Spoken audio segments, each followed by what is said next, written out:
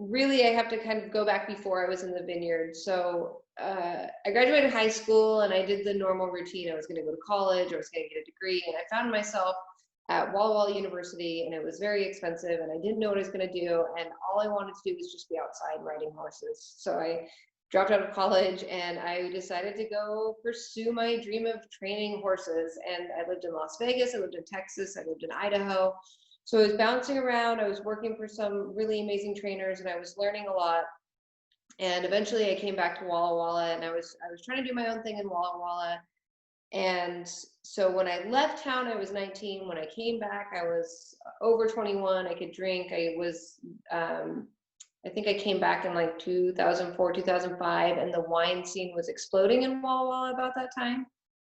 When I was born in Walla Walla, I think there was 3 wineries. And when I graduated high school, I think that there was 19 or 20. And then by the time I moved back, there was 60 or something like that. So I started drinking wine. I started really liking wine. And then I was coming to the realization that training horses wasn't for me long term.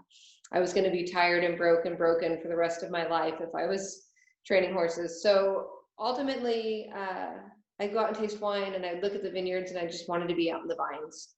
And I knew I liked working on farms. I had worked pea harvest. My first job was picking strawberries. I always worked outside. So I kind of had this idea that I was going to go grow grapes. I walked into Stan Clark's office at the Walla Walla Community College, and I said, hey, you know, I want to go to school here. I want to learn to grow grapes. And he kind of laughed at me in a good way, not in a demeaning way, but you know, it's like, there's not a lot of grape growing jobs. I said, I don't care. And he's like, you might have to be willing to do something else. And he said, well, I am, but this is what I'm going to do. And he's like, okay, well, the program's full. I said, okay, well, what classes aren't full? What classes can I take? And he just kind of, it was a funny interaction because I didn't know where it was going. And he called me a week later and said, somebody dropped out of the program. You're in if you want it. So I started the Enology and Viticulture program in Walla Walla in 2007. When I started in the fall, Stan Clark was there, and it was amazing, and he was such a wealth of knowledge. But unfortunately, for people who know him, know that he passed away in November. It was like mid or late November 2007. So I only got a couple months with him before he passed away. And then the program felt a little unfocused after that, but that's mostly because there wasn't a replacement for him right away. So I actually met Jim Holmes when he came in to be a guest speaker. So there was perks that, you know, one day Jim Holmes taught a class, another day I remember Mimi from St. Michel came in. They were bringing in people from WSU. And so they were bringing in all these really cool people with lots of experience to guest lecture, but it wasn't maybe the focus that I wanted. I really just wanted someone to teach me how to grow grapes. But at the same time, there was a lot of good that came out of it as well. I think you can learn so much in school. You can definitely learn all the book stuff, you know, plant physiology and all of that, and you can learn irrigation methods, and you can learn spray programs, but ultimately you have to throw that stuff out the window when you're doing it in real life, and you have to consider what's the weather doing that's different than what I was taught, or what realistically can I do with my tractor in a week?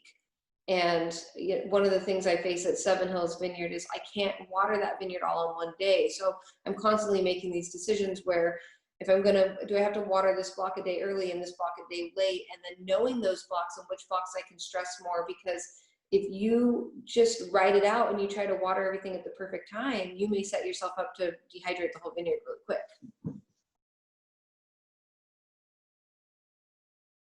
My first internship in 2008 working for Jim Holmes and Ryan Johnson at Ciel du Cheval.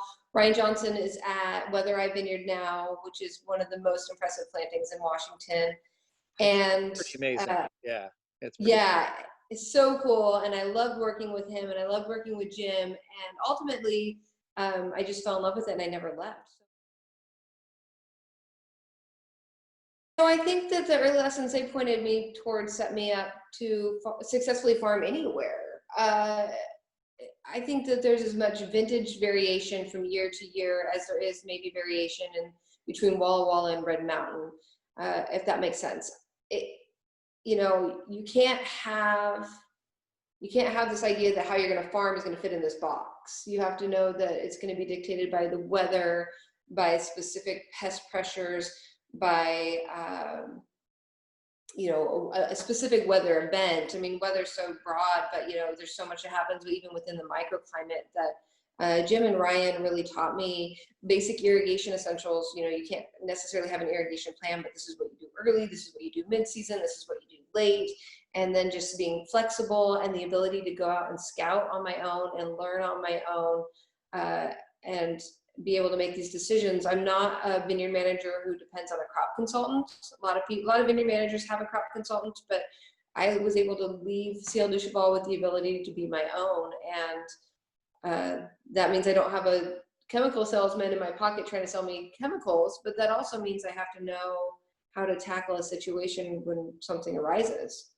But I spent 5 years at Ciel du Cheval, and in that time I got married and kept living life in Walla Walla because that's where my husband's job was. And when I got pregnant with our first daughter in 2012, you know, I wasn't sure what the future was going to hold and how I was going to keep commuting. So ultimately, I left that job because our daughter was born in 2012, December 2012. And on the day she was born, the exact day she was born, North Slope Management posted a job looking for an assistant manager. So I applied for that job when she was just, I don't know, a week or two old. And ultimately I got that job and I ended up here, and I worked as assistant manager for a few months before being promoted to manager. And I've been here since the start of 2013, essentially. And I love it. Growing grapes is just amazing, and it's really my niche. And I'm so happy to be in Walla Walla.